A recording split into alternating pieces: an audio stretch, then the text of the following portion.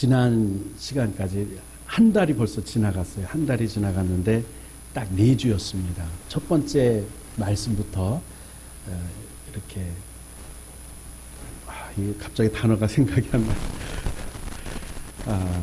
연관해서 이렇게 연속으로 말씀을 드렸어요. 처음에 마음이 변화되어야 복을 받습니다. 첫 말씀이었죠. 마음을 새롭게 합시다. 마음이 변화돼야 돼요. 이 말씀 드렸고요. 마음이 변화된 게 어떻게 해야, 어떻게 가장 많이 우리 가운데 드러날까요? 마음, 얼굴에 많이 드러나야 한다고 그랬어요. 눈 보면, 인상을 보면 우리 마음이 어떤지 대부분 드러나요. 근데 그거 말고 우리 의지적으로 드러내는 게 또 한 가지 있죠. 그래서 말을 바꿔야 한다. 복받는 말을 하자. 이 말씀을 드린 것을 기억합니다. 그 다음에 어떤 말씀 드렸죠? 복받는 말씀하고 그 다음에 10계명을 보면 행동으로 나타나다니까 말을 했으면 행동을 해야 되잖아요. 근데 행동을 어떻게 할 거예요? 계명을 보면 복이 보인다. 그래서 말라 하지 말라는 게 8개가 있고 하라는 게 2개가 있다고 말씀드렸어요. 그 2개만 잘 지켜도 하라는 것만 제대로 해도 나머지 하지 말라는 건 저절로 안 하게 된다 말씀드리면서 주님이 이 2가지를 이렇게 요약하셨죠. 우로는 너희 하나님을 목숨을 다해서 사랑하고 내 이웃을 내 몸과 같이 사랑하라. 이게 모든 율법의 강령이다. 이렇게 말씀. 우리가 행동하는 거, 우리 말하는 걸 행동으로 삶으로 드러내는데 이 계명을 지키는 것에 대해서 말씀을 드렸어요. 그리고 지난주에 안 나오신 분이 절반이라 대충 말씀드리면 율례, 계명, 하나님의 말씀을 지키는 삶의 적용을 한번 말씀드렸는데 뭐 아브라함으로 말씀을 드릴 수도 있고 다윗을 통해서 말씀을 할 수도 있지만 제가 시 1편 말씀, 시편 말씀은 우리 사람들이 어떻게 신앙생활을 하면서 나의 믿음을, 자신의 믿음을 하나님 앞에 고백한 내용들이거든요. 근데 시편 1편이 어떻게 시작하느냐 하면 복 있는 사람은 이라고 시작을 하면서 지금까지 우리가 마음을 변화시키고 말을 복받는 말로 하고 율례와 계명과 하나님의 말씀에 순종하는 삶을 생활로 하는데 그걸 어떻게 하느냐? 복 있는 사람은 이렇게 산다. 첫 번째는 악인의 꾀를 쫓지 않고 이렇게 저렇게 악인을 따르지 않고 그 다음에 하나님의 말씀을 묵상하고 주야로 묵상하고 하나님의 말씀대로 사는 사람이다. 이게 복 있는 사람, 그렇게 말씀을 적용을 했어요. 오늘은 이 시리즈입니다. 지금까지 쫙 시리즈로 말씀을 드렸는데 오늘은 그 말씀의 마무리라고 결론이라고 말씀드릴 수 있는데 복의 근원이 된 아브라함을 통해서 복이 되라. 여러분과 제가 복의 원조인 아브라함을 본받아서 복을 받게 되기를 주님의 이름으로 축복합니다. 복의 시초가 있습니다. 복은 언제부터 복이라는 것이 사람 가운데 있었느냐 하면 하나님이 우주 만물을 창조하시고 마지막 날 사람을 창조하셨어요. 사람을 창조할 때 그 코에 생기를 불어넣고 복을 주시면서 이렇게 말씀하셨어요. 자, 2가지입니다. 뭘 주셨죠? 생기, 우리에게 생명을 주셨어요. 목숨을 주셨어요. 그래서 우리가 호흡합니다.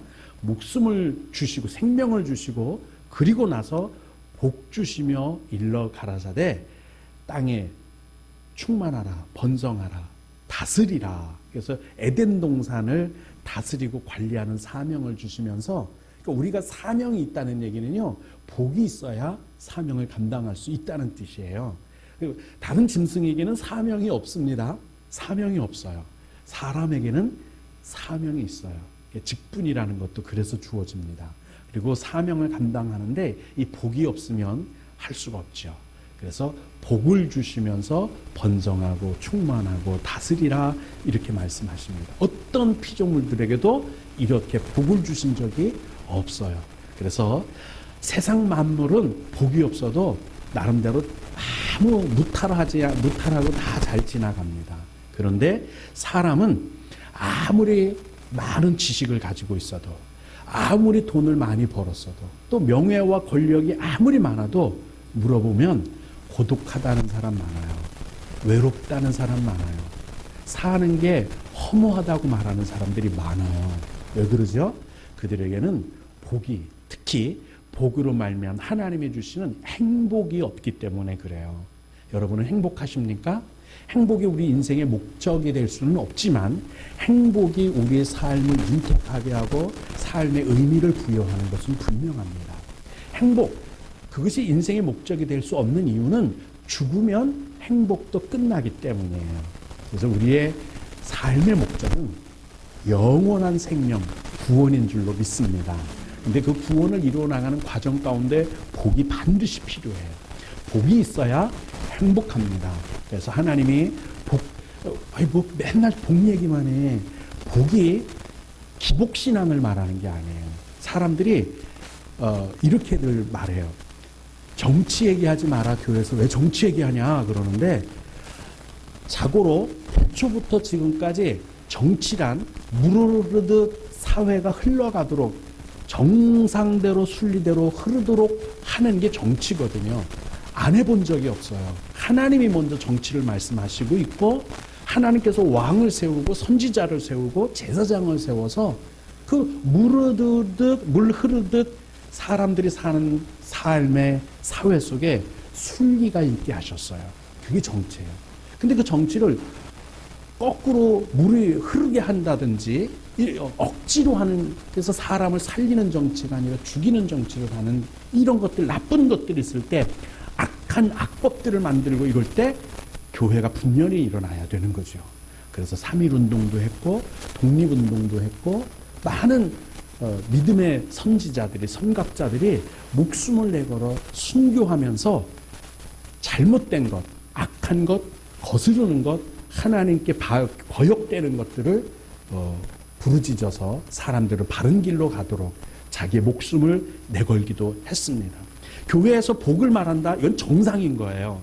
하나님이 복 주시는 분인데 유일하게 복을 주시는 분이 하나님이시고 그 하나님을 예배하는 것이 교회인데, 교회에서 복을 얘기하지 못한다면 이거는 손 묶어놓고 발 묶어놓고 너 살아라 이 말 물속에 던지는 것과 같아요. 수영장에 손발 묶어놓고 던지는 것과 같아요. 손발을 풀어놓고 수영장에 던져놓으면 수영하고 헤엄치며 즐겁지만 손발을 묶어놓고 던지는 것은 죽으란 얘기예요. 교회에서는 복에 대해서 말씀해야만 합니다. 복이 있어야 사람은 살 수 있기 때문입니다. 할렐루야. 복을 받으시기를 주님의 이름으로 축복합니다. 세상적인 복 말고요, 하나님이 주시는 복을 받기를 주님의 이름으로 축복합니다. 다시 반복해서 말씀드리지만 복은 하나님이 주시는 거예요. 사람이 만들 수 있는 거가 아니고 우상이 주는 게 아니에요.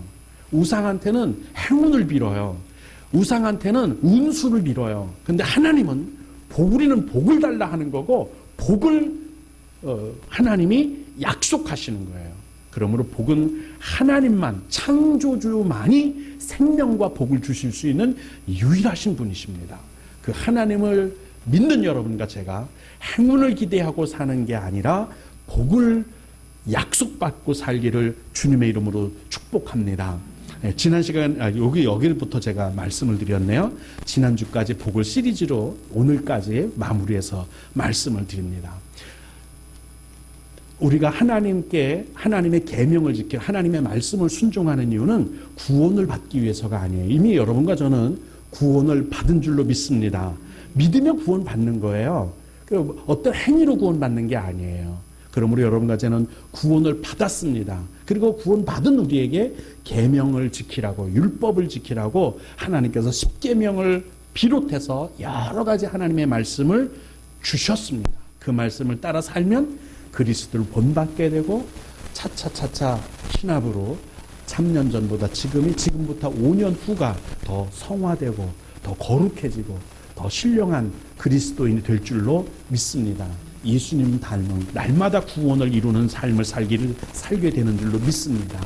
그래서 이미 복받은 사람들에게 하나님이 주신 말씀, 출애굽하기 전에 계명을 주신 게 아니라 출애굽한 사람들에게만 주셨어요. 애굽에 있는 사람들하고는, 세상에 있는 사람들하고는 하나님의 말씀이 아무 상관이 없다, 이렇게 말씀을 드린 것 지금까지 여러분들이 기억하실 줄로 믿습니다. 그러면 어떻게 해야 복 있는 사람이 될까?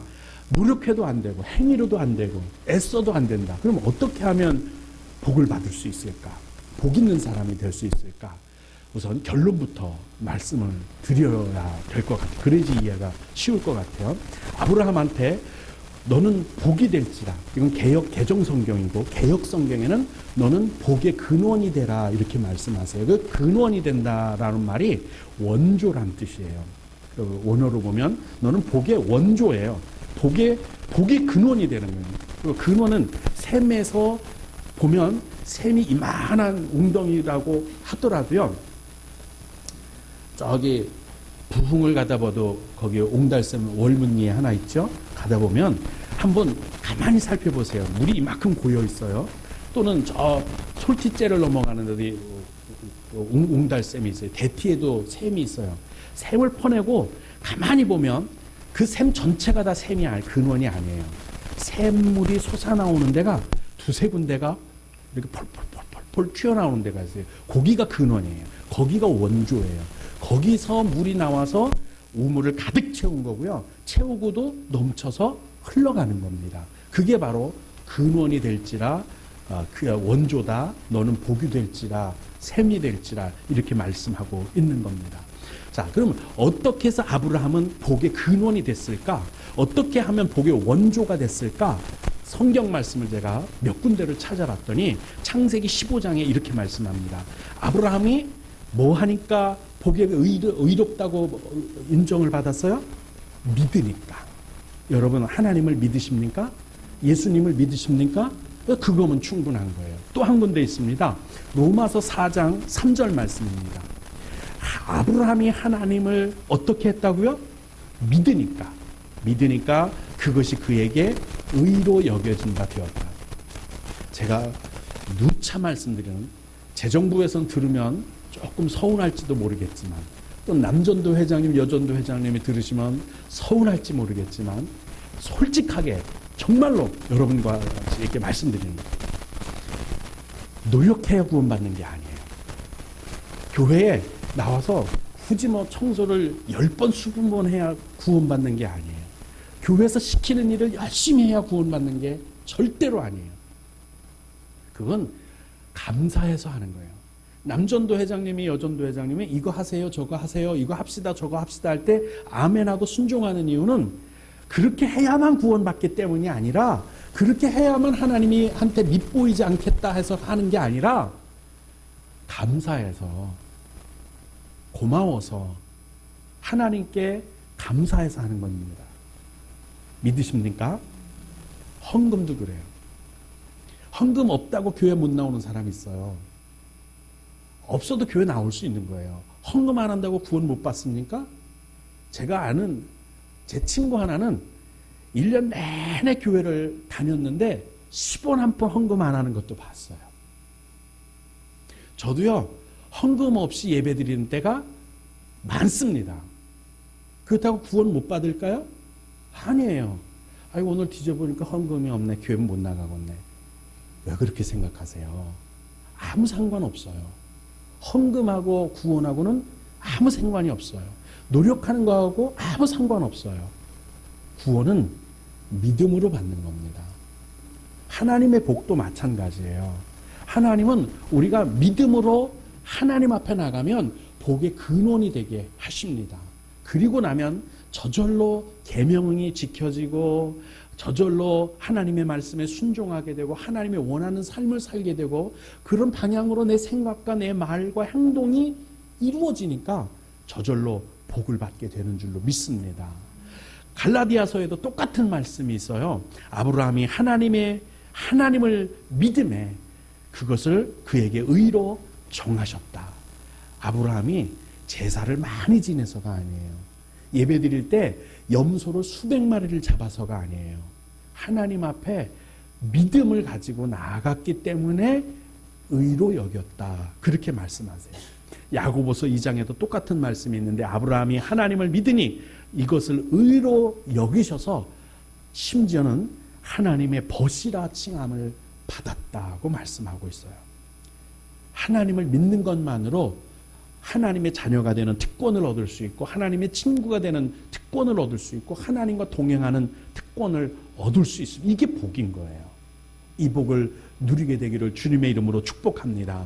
근데 아브라함이 의롭게 되는 것이 믿음으로 말미암아 된 것과 반해서 똑같은 시대에 살았던 사람이에요. 아브라함하고 동시대에 살던 한 사람, 유명한 사람 있죠? 욥입니다. 아브라함보다 훨씬 더 믿음이 우리가 볼 땐 좋아 보여요. 왜냐하면 아브라함은 단순하게 믿음으로 의롭게 되기는 했지만 그의 생활상을 보면 야, 저 사람 저래 갖고 어떻게 하나님 자녀라고 부를 수 있겠어? 너무 좀 허접한 거 아니야? 이럴 정도의 삶을 살았어요.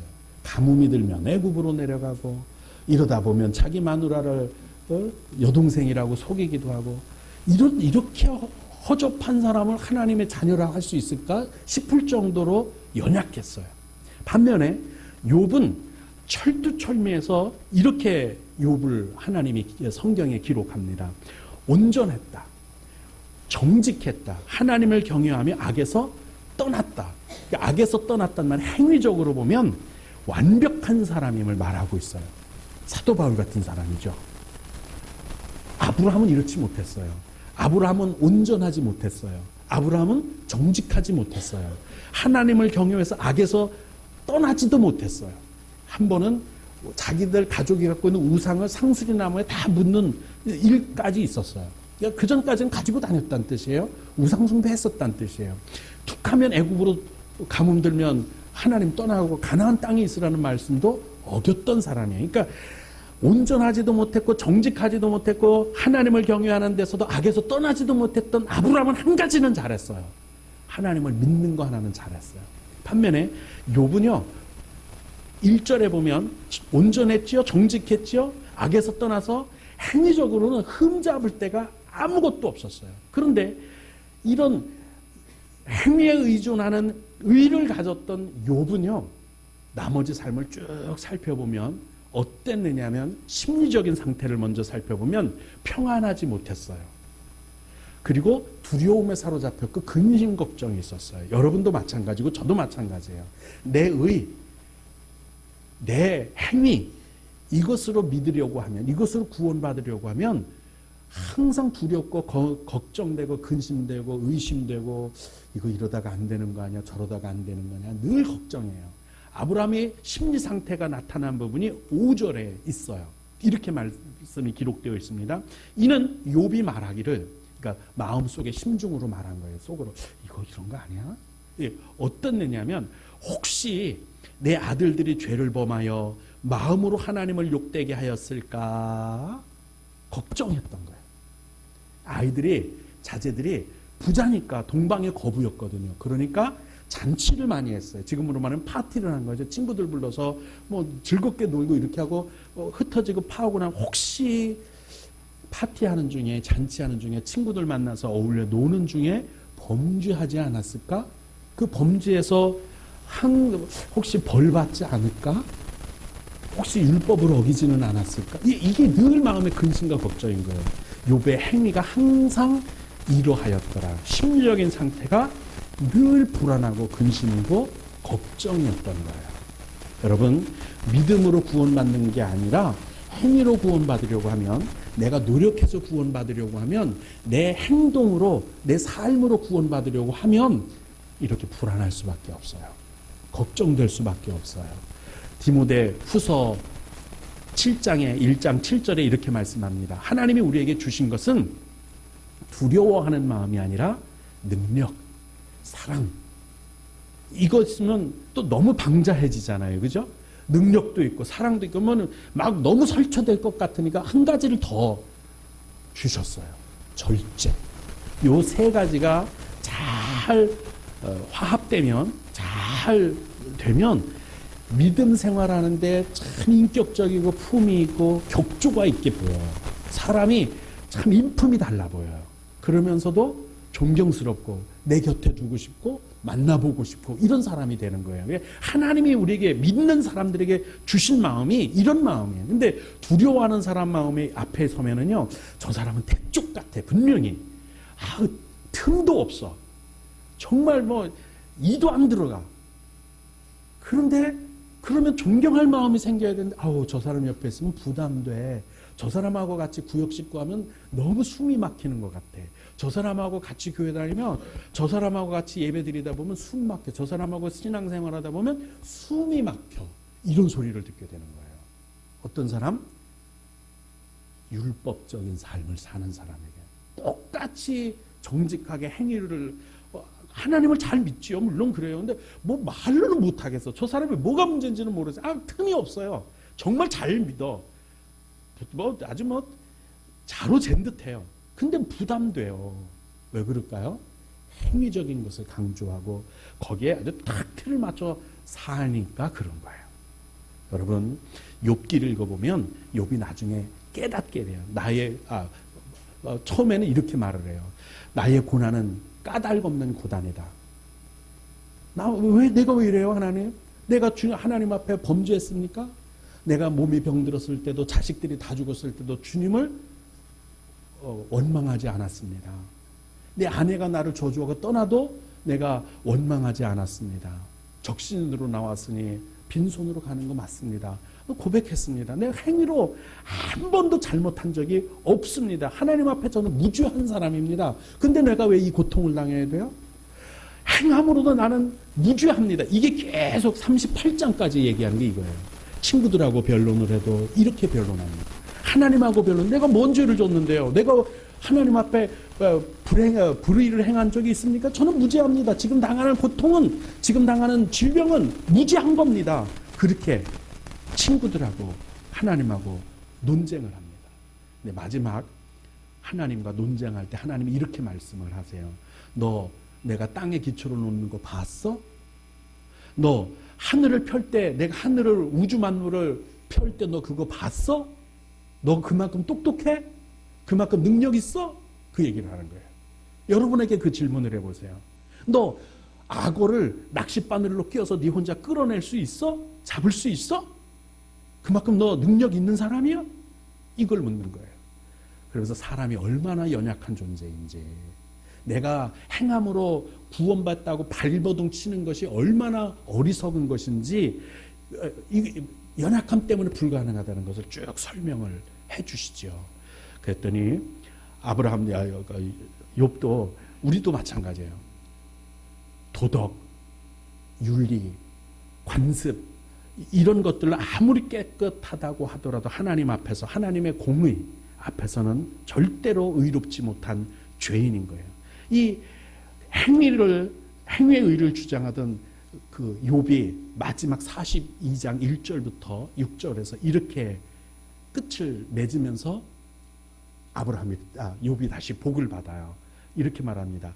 주께서는 못하실 일이 없사오며 무슨 계획이든지 못 이루실 것이 없는 줄 아오니. 중략 넘어가고, 내가 주께 대하여 귀로 듣기만 하였사오나 이제는 눈으로 주를 배움나이다. 이제는 하나님을 이론적으로 알았는데 이제 심정으로, 가슴으로 알고 있다, 그 말이에요.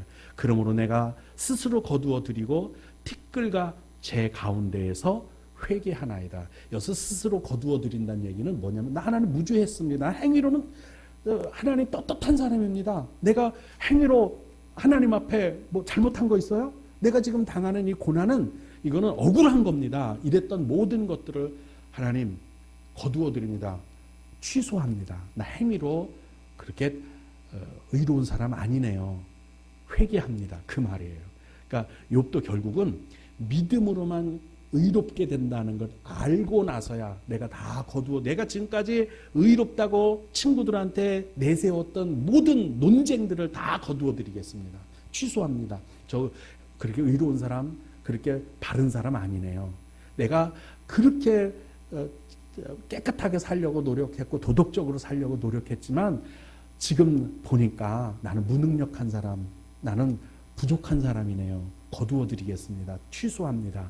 그리고 저 죄와 티끌을 쓰고 회개합니다. 나의 교만을, 나의 오만함을 회개합니다. 그렇게 회개하는 거예요. 이렇게 회개하고 믿음으로만 의롭게 된다는 것을 알게 되니까 지금까지 자기가 의롭다는 증거로 내놓았던 모든 자기의 행위들의 변론들을 다 취소하고 스스로 거두어들이고 회개합니다 하고 고백을 하지요. 이게 욥기서의 전체 내용이에요. 여러분은 어때요? 이런 사람 만나보셨죠? 아이, 나같이만 살으라 그래. 그러면 법 없이도 살 수 있어. 나같이만 살면 무슨 법이 필요해? 나 같은 사는 사람 천국 안 가면 누가 가겠어? 나 같은 시어머니만 되라 그랴. 나 같은 며느리만 되라 그래. 그러면 세상이 다 좋지. 근데 건너 사람들한테 들어보면 다 거기서 거긴 시어머니고 거기서 거긴 며느리들이더라고요. 여러분이 아무리 행위가 의롭게 살아 보여도 다 100이면 100 여러분을 다 의롭다고 말하지 않더란 말이죠. 거기다가 하나님의 공의 앞에 세워놓으면 다 더럽고 추악한 죄인일 뿐이라는 거, 그걸 말하는 거예요. 욥이 그걸 깨달은 거죠. 그리고 회개한다. 행위로는 안 되는구나. 행위가 아니구나. 믿음으로 구원받는 거구나. 그 스스로 죄를 뒤집어 쓰고 회개하고 고백했습니다. 그리고 나서 욥이 갑절로 복을 받았다. 성경이 그렇게 말씀하거든요. 아브라함도 믿음으로 말미암아서 복의 원조가 되었고 욥도 믿음으로 의롭게 되는 줄을 알게 되고 나서야 갑절에 복을 받고 하나님의 은혜로 해피엔딩을 하게 됩니다. 자, 그럼 이제 우리는 어떨까? 우리도 똑같이 믿음으로 말미암아야만 복 있는 사람이 될 수 있어요. 많은 사람들이 복 받기 위해서 정성이 필요하지 않을까? 내가 그래도 뭔가 좀 해야 되지 않을까? 내가 뭔가 몸부림치고 부지런해야 되지 않을까? 이게 지금까지 세상 교육이 그랬으니까. 세상 교육은 교회 교육하고 하나님의 말씀하고 많이 틀려요. 오히려 반대되는 게 더 많아요. 근데 그게 우리 평생을 배운 교육이고 지식이니까 자꾸 거기 그렇게 끼웃거리고 거기 바라보는 거예요. 내가 그래도 헌금을 좀 많이 해야 복을 받는 거지 뭐. 그래도 뭐 교회 청소하라는 거 남들보다 열심히 더 해야 되는 거 아니겠어? 전도도 더 열심히 해야 복 받는 거 아니겠어? 이 생각이 내 마음속에 자리 잡고 있으니까 뒤집어지면 이렇게 되는 거예요. 내가 왜 자꾸 환난이 오지? 혹시 헌금을 적게 해서 그런 거 아닐까? 내가 왜 자꾸 어려운 일이 닥치지? 교회 일을 조금 해서 그런 거 아닐까? 왜 내가 하는 일마다 잘 안 되고 뒤집어지지? 왜 엎어져도 자꾸 코가 깨지지? 왜 자식들이 자꾸 빗나가지? 내가 교회에 충성하지 않아서 그런 거 아닐까? 자꾸 그렇게 생각하는 거예요. 누구처럼? 욥처럼. 자꾸 근심 걱정하면서 자유함이 없고 이렇게 살면서 복 받기를 바라는 거예요. 왜 나는 무죄한데 자꾸 이렇게 고난이 오고 환난이 오지? 욥처럼. 그러지 마세요. 하나님은 그런 거 갖고 복 주시고 아니고 그래 째째한 분이 아니세요. 어떻게 해야 복 받을까요? 믿음으로. 하나님, 지금 내가 고난당하는데 믿음으로 주님 앞에 섭니다. 저는 내 지식, 능력, 또 자본이 있는 것도 아니고요. 백그라운드가 있는 것도 아니고 내가 그렇다고 남들보다 많이 배운 것도 아니지만 복 받을 줄로 믿습니다. 지금 이 환란이 어느 날 안개 거치듯 거쳐질 줄로 믿습니다. 왜? 하나님의 의, 예수님의 의가 나를 붙들기 때문에 난 예수님 때문에 복 받는 거지 내가 나 스스로 노력해서 내가 부지런해서 내가 많이 가졌기 때문에 자본금이 있어서 백그라운드가 있어서 복 받는다 이런 생각 안 하겠습니다. 이게 중요해요. 너무 쉽죠? 근데 많은 사람들이 이렇게 생각을 안 해. 간증을 들어보면 다 복 받았다는 사람들의 간증을 들어보면 내가 한 거 아니더라고요. 하나님이 복 주셔서 받았어요. 이게 모든 사람들의 공통적인 간증이에요. 근데 많은 사람들이 그 말은 귀등으로 듣고 그래도 뭐 노력했겠지 뭐. 그래도 뭐 발버둥 쳤겠지 뭐. 그래도 뭐 헌금 갖다 바쳤겠지 뭐. 그래도 뭐 교회에서 일하라니까 뭐 했겠지 뭐. 이렇게 생각을 해요. 그리고는 어려움이 오면 그렇게까지는 좋아. 어려움이 오고 나면 내가 헌금을 적게 해서 그러나 내가 목사 말을 안 들어서 그러나 내가 성경을 덜 읽어서 그러나 왜 이러지? 그리고 욥처럼 근심하고 걱정하고 두려워하면서 자유함이 없는 삶을 살게 돼요. 하나님이 원하시는 게 아니에요. 하나님이 우리에게 주시는 마음은 능력과 사랑과 절제예요. 두려워하는 마음이 아니래요. 근데 많은 사람들이 교회 다니면서도 여전히 절간 다니듯이 두려워서 마치 부적 써갖고 다녀야만 되는 것처럼 오늘은 그래도 헌금 얼마큼 해야만 되지 않을까? 오늘은 어떻게 해야 되지 않을까? 그래야지 그래도 환란이 없어지고 우리 집에 우환이 없어지지 않을까? 이렇게 우상 숭배하듯이 교회를 다니려고 하고 있어요. 아브라함처럼 예수를 믿으시길 바랍니다. 아브라함처럼 교회 다니세요. 욥처럼 하지 마세요. 믿음에 의로 여기고 복의 근원이 되게 하셨다. 너무 쉽잖아요.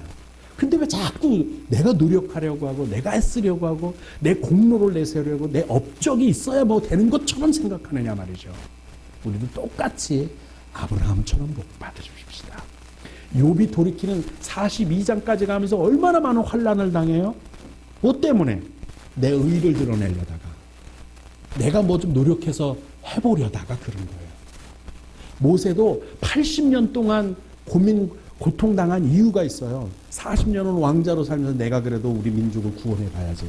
그래도 내가 왕궁에서 교육받은 왕자 교육받은 사람 아니야? 왕도를 배운 사람이니까 내가 한번 해보면 안 됐잖아요. 광야에서 40년 미디안에서 살면서 깨지고 부서져서야 겨우 이스라엘 백성들을 출애굽시키는데 자기 능력으로 합니까? 자기는 아무것도 안 하잖아요. 하나님이 하라는 대로 하니까 출애굽을 성공했어요. 여러분의 인생도 내 인생도 마찬가지. 내가 노력하고 내가 애쓰고 그래도 내가 고등학교는 내가 대학교까지 나왔는데 내가 그래도 백그라운드는 있는데 내가 그래도 배운 건 있는데 내가 그래도 하면 될 거야. 그렇게 40년 살다가 모세처럼 엎어지는 거예요. 믿음으로 사십시다. 믿음으로 구하고 믿음으로 하나님 앞에 서시면 하나님이 믿음으로 구하는 것 다 응답하신다고 말씀하시잖아요. 예수님도 내 믿음대로 되라. 내가 믿음으로 구하고 의심하지 아니하면 그대로 되리라. 예수님이 끊임없이 말씀하신 것도 역시 믿음으로입니다. 갈라디아서 3장 9절입니다. 그러므로 믿음으로 말미암는 자는 믿음이 있는 아브라함과 함께 복을 받느니라. 어떤 믿음이어야 되죠? 예수 안에 있는 믿음이에요. 자기 체면 또는 심리적인 안정을 위한 믿음이 아니라 이게 세상 사람들이 그렇게 생각해요. 믿는다, 된다. 자꾸 그렇게 얘기하면 되겠지? 이거는 자기 체면이에요. 자기 심리적인 안정을 찾기 위한 그런 게 아니라 예수 안에서 아브라함의 복이 이방인에게 미치게 하고 또 우리로 하여금 믿음으로 말미암아 성령의 약속을 받게 하려 함이라. 예수 안에서의 믿음이 이런 근거가 필요합니다. 이제 종합해서 말씀을 드리겠습니다. 시리즈를 다 종합하는 거예요. 하나님이 계명을 누구에게 주셨죠? 애굽에서 주셨습니까? 출애굽한 이스라엘 백성들에게 주셨습니다. 시편 1편에 복 있는 사람은 어떻게 살죠? 악인에게 따르지 않고 죄인의 길에 서지 않고 오만한 자리에 살지 않고 온전히 자기 의로 살지 않고 하나님의 말씀으로 삽니다. 그래서 주야로 묵상하는 자로다. 예수님의 이름을 믿고 예수 안에서 살면 의인이 됩니다. 믿음으로 되는 거예요. 의인이 되면 저절로 복 있는 사람이 되고 복 있는 사람이 되면 시편 1편이 있는 삶을 살게 됩니다. 거꾸로 하려고 하는 거예요. 사람들은 지금. 근데 우리는 거꾸로 믿음부터 시작해서 삶의 변화를 하나님의 복을 받기를 바라는 거예요. 많은 사람들은 삶의 변화를 먼저 받아서 내가 복 받기를 바라는 거예요. 내 능력으로. 내가 애써서. 근데 성경은 거꾸로 말해요. 내가 믿음을 먼저 가지라고 말씀하고 있습니다. 저절로 그러면 계명 있는 십계명을 지키는 생활이 될 겁니다. 여러분, 영생과 생명은 하나님이 주십니다. 그리고 복도 유일하게 하나님이 주십니다. 이 세상에서 예수님을 믿으면서 이 세상에서 하나님을 아버지로 믿으면서 행복해지지 않고 행복이 뭔지 모르면서 천국 가면 행복할 거라고 어떻게 장담하시겠습니까? 이 땅에서 복을 받고 이 땅에서 행복을 누리면 하나님의 나라 가는 거 기대가 된다. 기대해보자. 그렇게 될 줄로 믿습니다. 이 땅에서 복을 받는데 복 받으려면 결론 믿음으로만 복 받습니다. 믿음으로 고백하십시오. 믿고 구하는 것은 의심하지 않으면 반드시 하나님이 해주신다고 예수님도 약속하셨습니다. 오늘부터 믿음으로 사셔야지 내가 노력하고 애쓰고 발버둥치고 업적을 공로를 이런 거 다 때려치우시기 바랍니다. 오직 믿음으로 의인은 살 줄로 믿습니다. 기도하시겠습니다.